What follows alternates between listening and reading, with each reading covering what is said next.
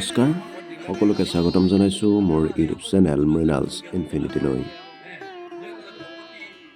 শ্ৰীমন্ত শংকৰদেৱ গুৰুজনাৰ আদৰ্শ আৰু কৰ্মৰাজিক সৰগত কৰি সৃষ্টি হোৱা মহাপুৰুষীয়া সমাজ দৰং জিলাৰ চতুৰ্দশ বাৰ্ষিক অধিৱেশনখনি এইবেলি গৰুখুটি মণিকাঞ্চন শাখা আৰু শংকৰ মাধৱ শাখা আৰু গৰুখুটি ৰাইজৰ উদ্যোগত কৃষ্ণকান্ত ভকত ক্ষেত্ৰত অনুষ্ঠিত হয়।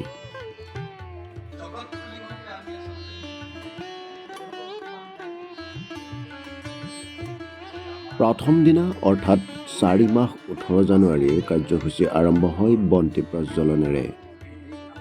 ইয়াৰ পাছত 6 বজাত বৃক্ষৰোপণ কাৰ্যসূচী ৰূপায়িত কৰে গৰুখুটি অঞ্চলৰ বহুকেইগৰাকী ধৰ্মপ্ৰাণ ব্যক্তিয়ে।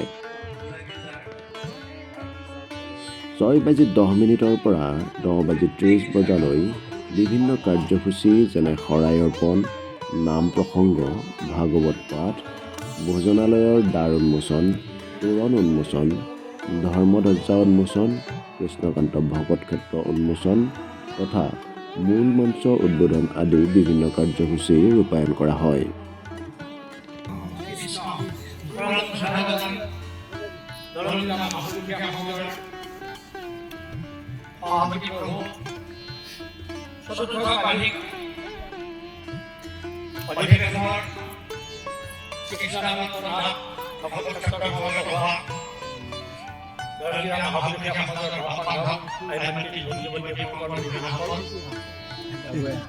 আজি আমাৰ কাৰ্যসূচী মতে এতিয়া ধৰ্মধ্বজা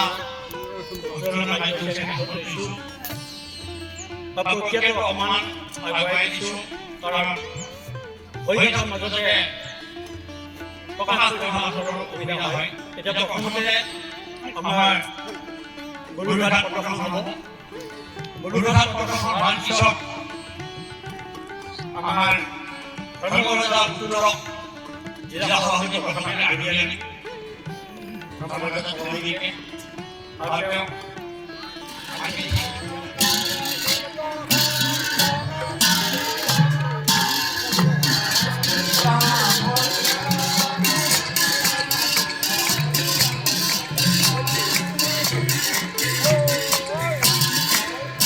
কৃষ্ণ আমাৰ ধৰ্মধ্বজা উত্তোলক দৰং জিলা মহাপুৰুষীয়া সমাজৰ সভাপতি প্ৰভু এয়া সম্বৰ্ধনা ধৰিবলৈ আগবাঢ়িছে আদৰণীয় সমিতিৰ কাৰ্যকৰী সভাপতি প্ৰভুৱে। হৰি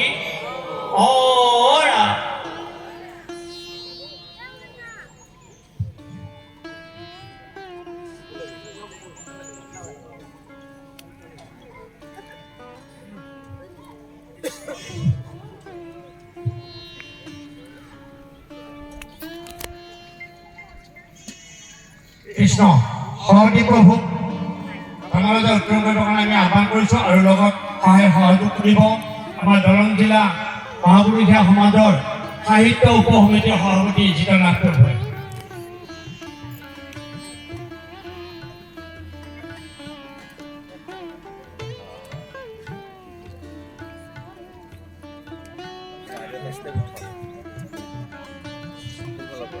কৃষ্ণ বান্ধৱ আইসকলে প্ৰধান সহযোগ কৰিব বস্তুবাহৰ নহ'ব। কৃষ্ণ হৰি নাম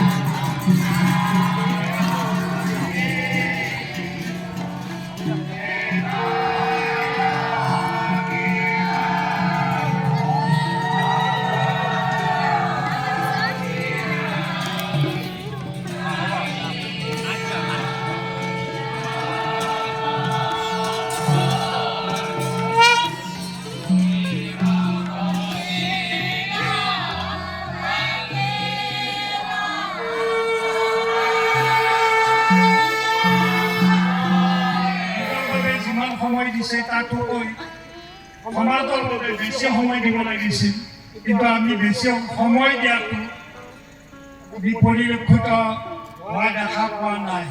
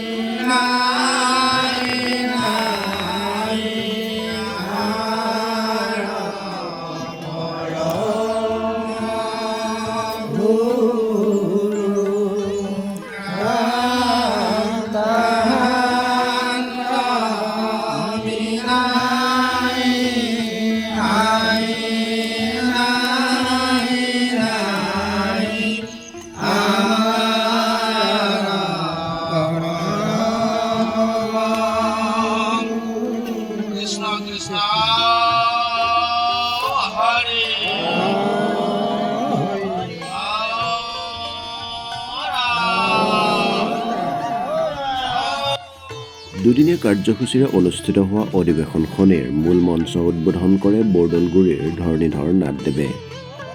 তেখেতে উদ্বোধনী ভাষণত এনেদৰে কয়। তাৰ যেতিয়া বিদ্যা শিক্ষা সাং কৰি টোলত মহন্তখণ্ডৰ টোলত তেওঁ অধ্যয়ন কৰিছিল।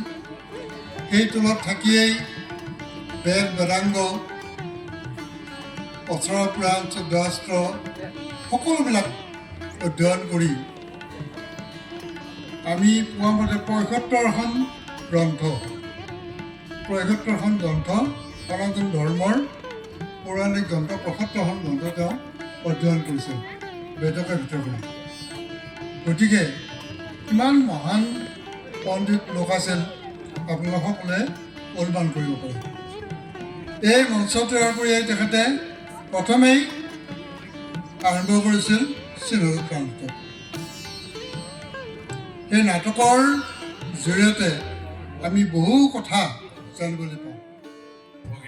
দিনৰ 10:30 বজাৰ পৰা গ্ৰন্থ উন্মোচনী সভাখন অনুষ্ঠিত হয়। এই সভাত সভাপতিত্ব কৰে মহাপুৰুষীয়া সমাজ দৰং জিলাৰ সাহিত্য উপসমিতিৰ সভাপতি শ্ৰী জিতেন্দ্ৰ কুমাৰ নাথদেৱে। আজি সভাৰ সভাপতি সন্মানীয় শ্ৰী জিতেন্দ্ৰ কুমাৰ নাথ বাপজনাক আমাৰ মণিকাঞ্চন শাখাৰ তৰফৰ পৰা ভকতি বস্ত্ৰ প্ৰদান কৰিছে। এইখিনিতে আমি এই পবিত্ৰ মঞ্চলৈ মণিকাঞ্চন শাখা গৰুসতী মাননীয় শ্ৰী মহেশ্বৰ নাথ প্ৰাক্তন নামঘৰীয়া মণিকাঞ্চন শাখা গৰুসতী, মাননীয় শ্ৰী নৰেন বৰুৱা মাধৱদেৱ শাখা গৰুসুটি মণিকাঞ্চন শাখাই প্ৰকাশ কৰি উলিওৱা মণিকাঞ্চন শীৰ্ষক স্মৃতিগ্ৰন্থখন উন্মোচন কৰে তেজপুৰ কেন্দ্ৰীয় বিশ্ববিদ্যালয়ৰ ভাষাতত্ত্ব বিভাগৰ সহকাৰী অধ্যাপক ডক্টৰ অৰূপ কুমাৰ নাথে। বিশ্ববিদ্যালয় তেজপুৰ তেখেতক এই পবিত্ৰ ক্ষণত আমাৰ আদৰণি সমিতিৰ তৰফৰ পৰা এখন এই ভকতি বস্ত্ৰ আগবঢ়াবৰ কাৰণে সেৱা ধৰিছোঁ আৰু এই ভকতি বস্ত্ৰ প্ৰদান কৰিব ভাগ্যশ্ৰী দেৱীয়ে।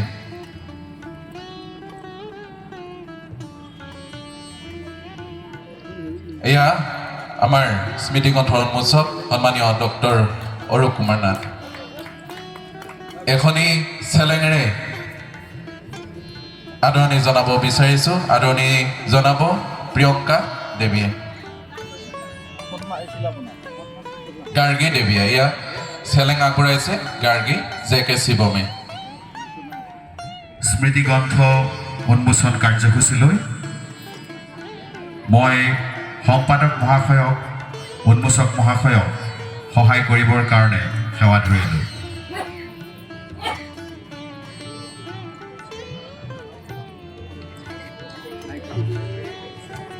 এয়া ডক্টৰ অৰূপ নাথ তেখেতে স্মৃতিগ্ৰন্থ উন্মোচনৰ কাৰণে আগবাঢ়িছে আৰু তেখেতক সহায় কৰিবলৈ আমি উদ্যোগীসকলক সেৱা ধৰিছোঁ।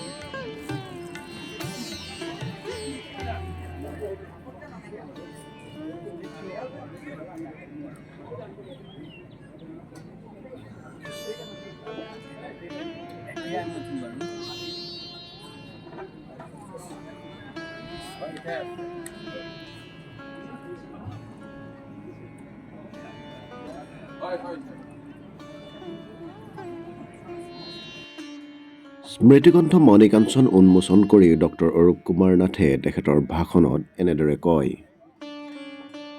মহাপৰাধ নামৰ সৎকাৰ্য আৰু ধ্যান বৰ্ণন ধৰ্মনাথ ডাঙৰীয়াই লিখিছে। মই গোটেই নামবিলাক এইকাৰণে কৈ দিছোঁ কাৰণ আজি ইয়াত যিসকল লোক আমাৰ সভাত আছে হয়তো প্ৰত্যেকেই এই কিতাপখন নপঢ়িবও পাৰে, কিন্তু যিসকলে লিখিছে এই কিতাপখন বা যিসকলে এই স্মৃতিগ্ৰন্থনত প্ৰবন্ধ গল্প আদি লিখিছে তেওঁলোকৰ নামসমূহ আমি এবাৰ গাই দিয়াটো অত্যন্ত প্ৰয়োজনীয় কথা।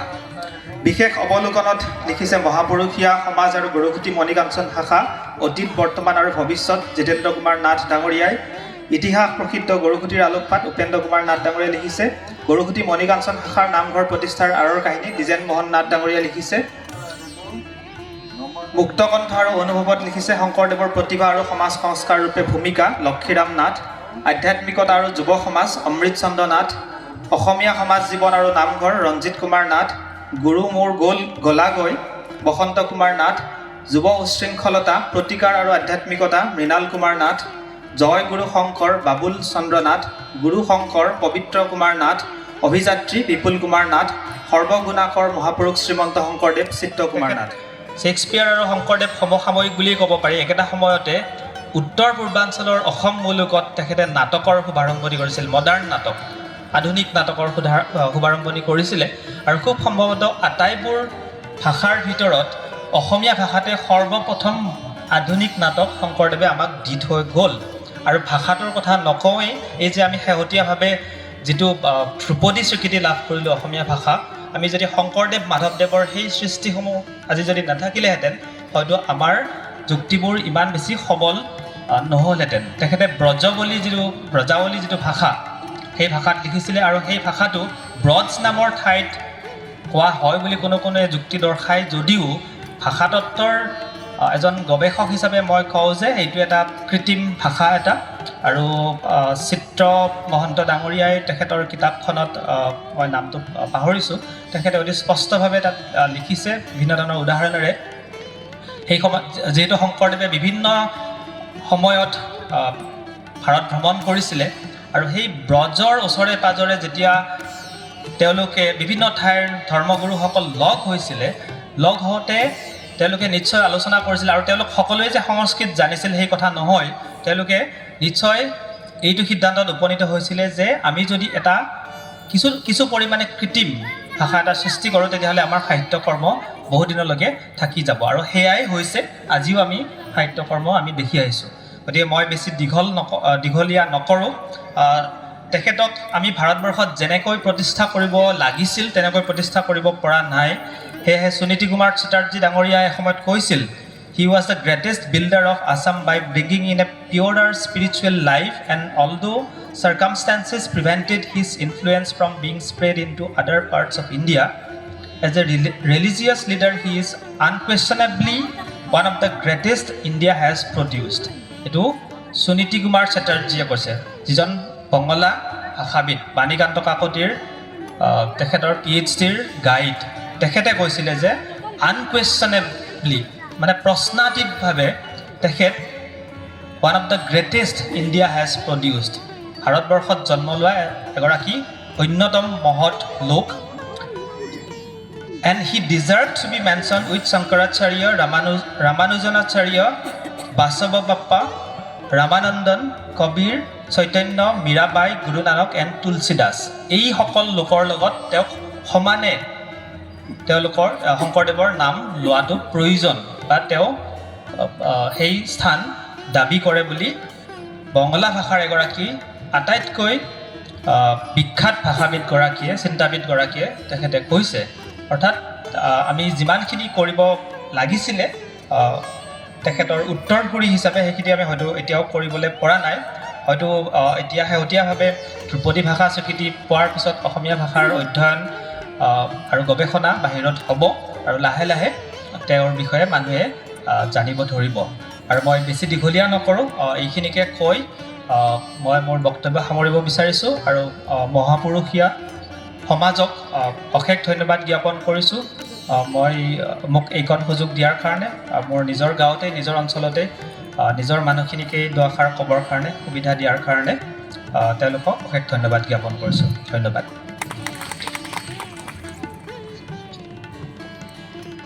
কৃষ্ণ আমাৰ ডক্টৰ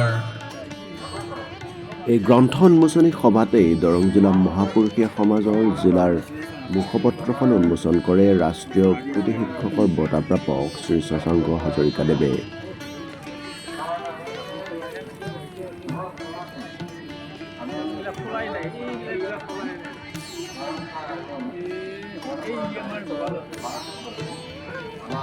কৃষ্ণ পৰম শ্ৰদ্ধাৰ বা বান্ধৱ ভাতৃ সমস্ত, আমি আজি মহাপুৰুষীয়া সমাজ দৰং জিলা সমিতিৰ ৪ৰ্থ বাৰ্ষিক গুৰুসুতি অধিৱেশনৰ উপলক্ষে যিখনি মুখপত্ৰ সজাই আনিছোঁ সেইখন উন্মোচন কৰিব বিচাৰিছোঁ। মুখ্য উন্মোচক সন্মানীয় শশাংক হাজৰিকাদেৱে আৰম্ভ কৰাৰ লগে লগে আমাৰ মঞ্চত উপবিষ্ট সকলো অভ্যাগত একেলগে মুখপত্ৰখন আপোনালোকৰ আগত দাঙি ধৰিব। কৃষ্ণ কৃষ্ণ কৃষ্ণ হৰি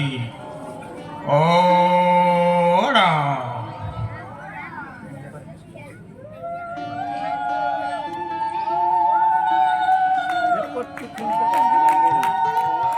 গ্ৰন্থ উন্মোচন কৰি শ্ৰী শশাংক হাজৰিকাদেৱে এনেদৰে বক্তব্য ৰাখে। আজি বিশ্বনাথ প্ৰেক্ষাৰ ক্ষেত্ৰত গ্ৰন্থ উন্মোচনী আৰু স্মৃতি গ্ৰন্থ উন্মোচন সভাত উপস্থিত থকা শ্ৰদ্ধাৰ সঞ্চালক মহোদয় প্ৰমুখে কিছু সময় আগতে স্মৃতি গ্ৰন্থ উন্মোচক তেজপুৰ বিশ্ববিদ্যালয়ৰ অধ্যাপক ডক্টৰ অৰূপ কুমাৰ নাথ প্ৰমুখে আজি এই অনুষ্ঠানৰ মধ্যমণি অৰ্থাৎ নিৰ্দিষ্ট বক্তা আমাৰ সকলোৰে শ্ৰদ্ধাৰ ৰামচন্দ্ৰ ডেকা ছাৰ, আৰু সকলোতকৈ ভাল লগা কথাটোৱে হ'ল কি তেওঁ অৱসৰী উপাধ্যক্ষৰ পৰা তেওঁ এখন আধ্যাত্মিক বিশ্ববিদ্যালয় কৃষ্ণগুৰু বিশ্ববিদ্যালয়ৰ তেওঁ অধ্যাপক হিচাপে যোগদান কৰিছে। গতিকে আমাৰ দৰংবাসীৰ বাবে আটাইতকৈ গৌৰৱ আৰু ভাল লগা দিশটো হ'ল এইটোৱে।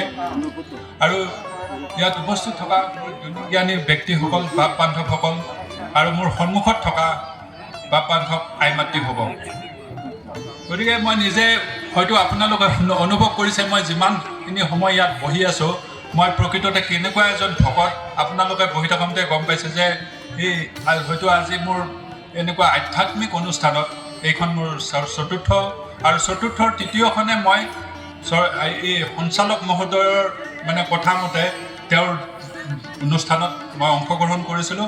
আৰু আজি হয়তো তেনে সুবিধাতে হয়তো এই অনুষ্ঠানত আমাক একেষাৰে মাত্ৰ কথা কৈছিল আৰু মই আহি ইয়াত উপস্থিত হ'ব লগা হৈছিলে। কিন্তু মোৰ কোনো এনেকুৱা আধ্যাত্মিক অনুষ্ঠানত মোৰ কোনো বক্তৃতা দিয়া বা এনেকুৱা ধৰ্মৰ কথা কোৱা বা মহাপুৰুষজনাৰ যি অলপ আমাৰ চিন্তাৰাজি প্ৰায় জন্ম পোৱাৰ পৰা মোৰ ঘৰত বা মোৰ পিতৃ মাতৃৰ হিচাপে বা মই তেওঁ এগৰাকী সন্তান হিচাপে মই এটা কথাই ক'ব পাৰোঁ যে আমি শ্ৰীমন্ত শংকৰ সংঘৰ এজন সেৱক হিচাপে আমিও গৌৰৱ অনুভৱ কৰোঁ। আৰু হয়তো সেই ভকতৰ যিখিনি থাকিব লাগে, ভকতি গুণ থাকিব লাগে, হয়তো মোৰ সেই গুণখিনি হয়তো মই আয়ত্ব কৰিব পাৰিছোঁ নে নাই হয়তো ভগৱানৰ ওচৰত মানে মই সেই কথাটো উপলব্ধি কৰিছোঁ। এতিয়া মোৰ মঞ্চত এনেকুৱা হৈছে যে মোৰ ইয়াতে মই বহি থকাৰ যিখিনি গুণীজ্ঞানী ব্যক্তি আছে আৰু মোৰ সন্মুখত থকা চৰ্দাৰ লোহিত নাথ ছাৰৰ প্ৰমুখ্যে ধৰণীধৰ নাথ প্ৰমুখ্যে এই ব্যক্তিসকলৰ সন্মুখত মই কোনটো কথাৰে আৰম্ভ কৰিম বা মই কোনখিনি কথা ক'ম, নে মই ধৰ্মৰ কথা ক'ম, নে মই সাম্প্ৰতিক পৰিস্থিতিৰ কথাই ক'ম, নে কেনেকুৱা। আৰু এই গ্ৰন্থৰ যিটো উন্মোচনৰ কথা, এই কথাটো মই নিশ্চয় আজি যিহেতু মোৰ মূল মুখ্য বা উদ্দেশ্য এই কথাটোৱে হ'ল মই মাত্ৰ দুটামান কথা কৈ মই এই যিখন মুখপত্ৰ এই কেইটামান যিখিনি তাৎপৰ্য বা মোৰ বিবেকেৰে যিখিনি কথা ঢুকি পাইছে সেই কেইটামান কথাই মই আপোনালোকৰ ওচৰত অৱকলন কৰিম। এতিয়া মূল কথাটো হ'ল কি এনেকুৱা এটা হৈছে যে আপোনালোকৰ যিটো প্ৰয়াস বা যিসকল ব্যক্তি আছে যে আমি সকলোৱে জানো যে প্ৰভু ৰামচন্দ্ৰই যেতিয়া সীতাক বনবাসত গৈছিল আৰু সীতাৰ বনবাসত যেতিয়া মানে সীতাক উদ্ধাৰৰ কাৰণে যিটো মানে সেতু নিৰ্মাণ কাৰ্য হৈছিল আৰু আপোনালোকে সকলোৱে জ্ঞাত। গতিকে মই এই যিটো কথা নিশ্চয় আমি জানো যে তাত হনুমানৰ যিটো ভূমিকা আছিল বা তাৰ যিটো বান্দৰ সেনাৰ যিটো ভূমিকা আছিল বা এই ভূমিকাটো আমি নিশ্চয় আমাৰ চকুত লগা আছিল। আৰু তাতোকৈ উল্লেখযোগ্য কথা আছিলে যে তাত এটা কেৰ্কেটুৱা বা এটা সৰু এটা প্ৰাণী, সেই প্ৰাণীটোও কি কৰিছিল, সেই যিখন সেতু বন্ধন কাৰ্যত তেওঁ কি কৰিছিল, যোগদান কৰিছিল। আৰু তেওঁৰ কাম এটাই কৰিছিল, সেই পানীখিনিত তেওঁৰ গাটো তিয়াই আৰু আহি শুকান বালিত তেওঁৰ গাত মানে বালিটো লুটিয়াই লৈ আৰু তাত তেওঁ মানে আকৌ জোকাৰি দিয়ে। তেতিয়া প্ৰভু ৰামচন্দ্ৰই দেখিছিল আৰু দেখি পেলাই সুধিছিল যে এইটো কাম কি কৰি আছে।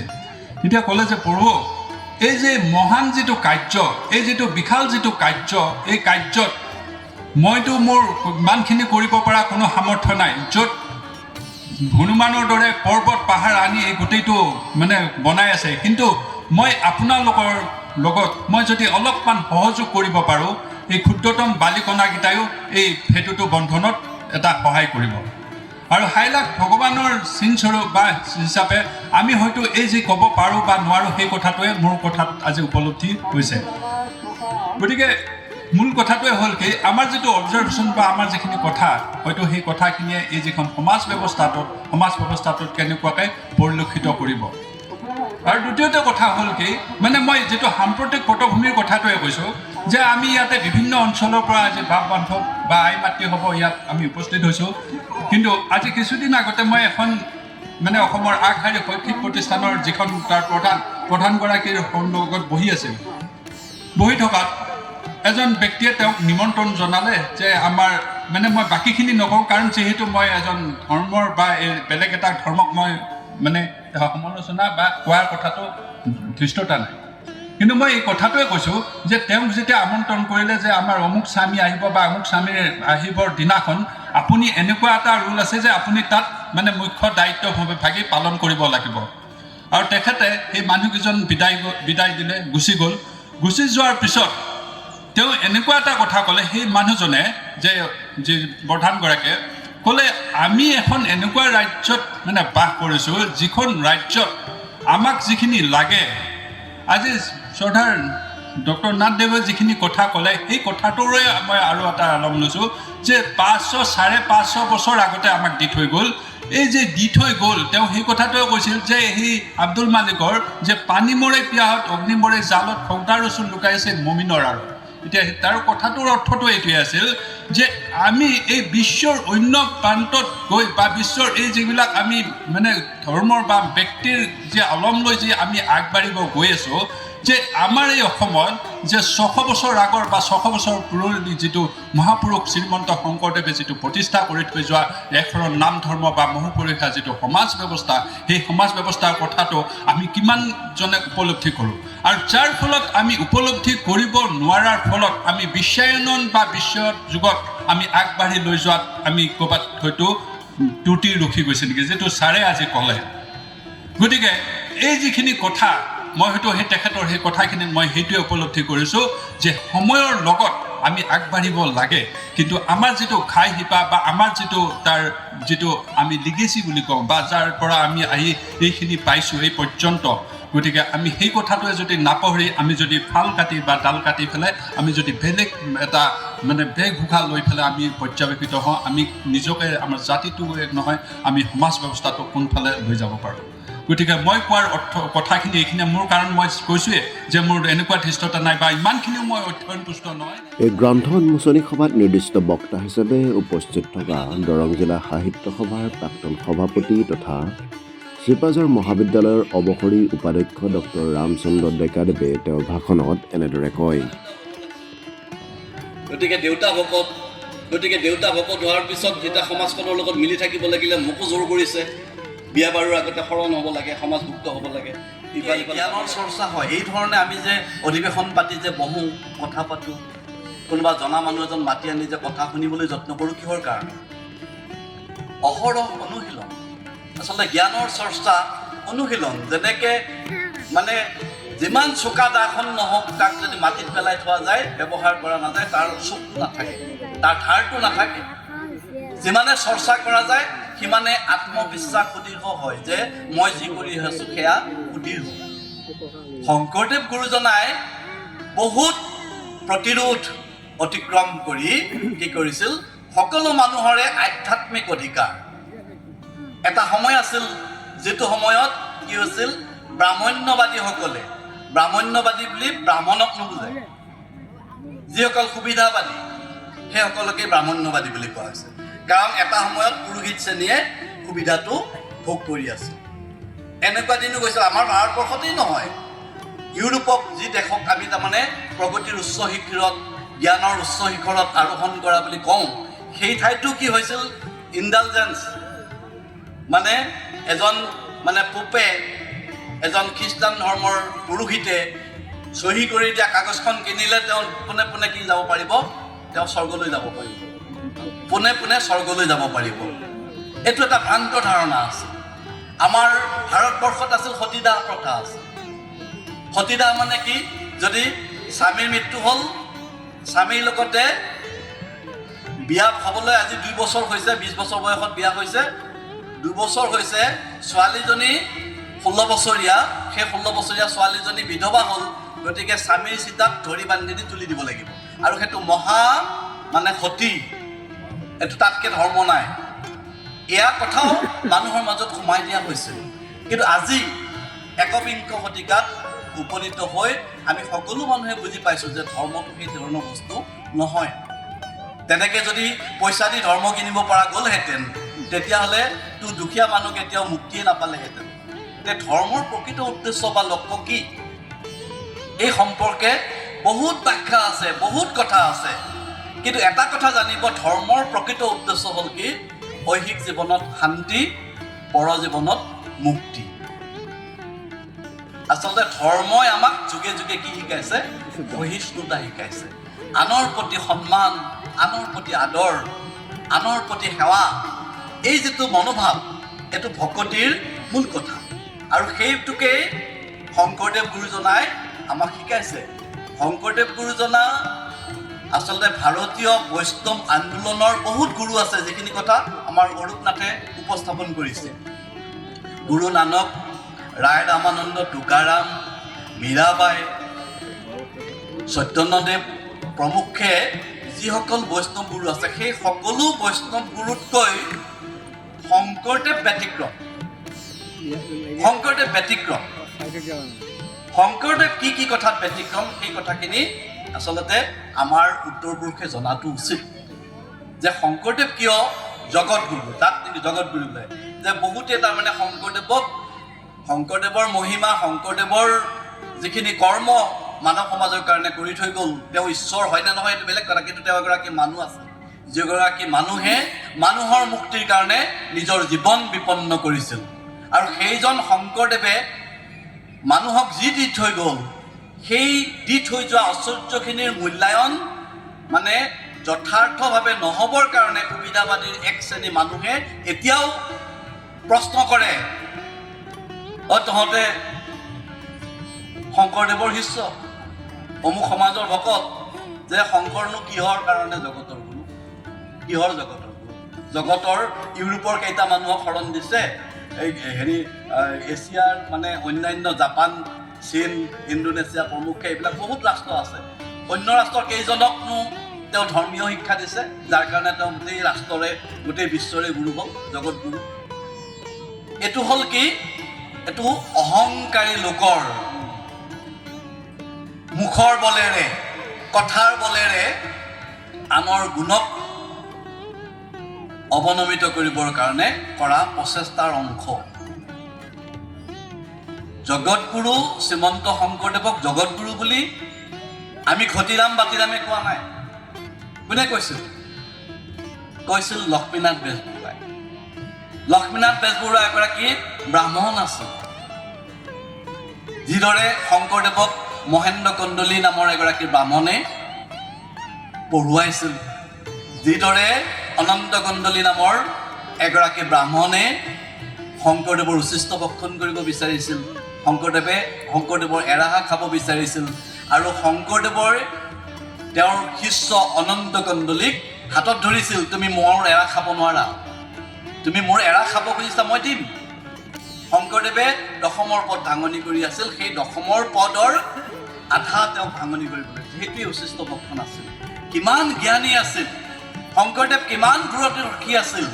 আৰু এই যে আমি শংকৰদেৱৰ কথা ক'বলৈ যাওঁতে এই পুৰোহিত শ্ৰেণীৰ ব্ৰাহ্মণসকলে যে শংকৰদেৱৰ মহত্ব অৱনমিত কৰিবৰ কাৰণে শংকৰদেৱটো কেনেকৈ জগতৰ গুৰু, তাৰ প্ৰকৃষ্ট উত্তৰটো হ'ল যে শংকৰদেৱৰ সমগ্ৰ জীৱনজুৰি তেওঁ যি কাম কৰিছে, সেই কামৰ যিখিনি উদাহৰণ, কামৰ যিখিনি নিদৰ্শন, তেওঁৰ যিখিনি সাহিত্য কৰ্ম, তেওঁৰ যিখিনি কলা কৰ্ম, তেওঁৰ যিখিনি সামাজিক কৰ্ম, সমাজৰ উত্তৰণৰ হকে যিখিনি কৰা কাম, সেই সকলোখিনি বিশ্লেষণ কৰিলে সমস্ত জগতকে শিক্ষা দিব পৰা ঐশ্বৰ্য শংকৰদেৱ গুৰুজনাৰ আছে। আৰু সেইকাৰণেই শংকৰদেৱ জগতৰ গুৰু। গ্ৰন্থ উন্মোচনী সভাৰ পাছত সন্ধিয়া শংকৰী সাংস্কৃতিক সমাৰোহ অনুষ্ঠিত হয়। এই অনুষ্ঠানত মহাপুৰুষ দুজনাই দি থৈ যোৱা বিভিন্ন কলা সংস্কৃতিৰ প্ৰদৰ্শনৰ লগতে অন্যান্য সাংস্কৃতিক অনুষ্ঠানসমূহ প্ৰদৰ্শন কৰা হয়। এই অনুষ্ঠানৰ সামৰণি পৰে জনপ্ৰিয় কণ্ঠশিল্পী নৱনীয়ৰৰ অনুপস্থিত হোৱাৰ হেতুকে আমি অনুষ্ঠানটি প্ৰায় ৪৫ মিনিট দেৰিকৈ আৰম্ভ কৰিব লগা হৈছে। গতিকে আপোনালোকে ধৈৰ্য সহকাৰে সহযোগিতাৰে আমাৰ সম অনুষ্ঠান চলাই নিয়াত উদযাপন সমিতিক সহায় কৰিব বুলি আন্তৰিকতাৰে আহ্বান জনালোঁ। আহক আমি পৰৱৰ্তী অনুষ্ঠানলৈ আগবাঢ়ো।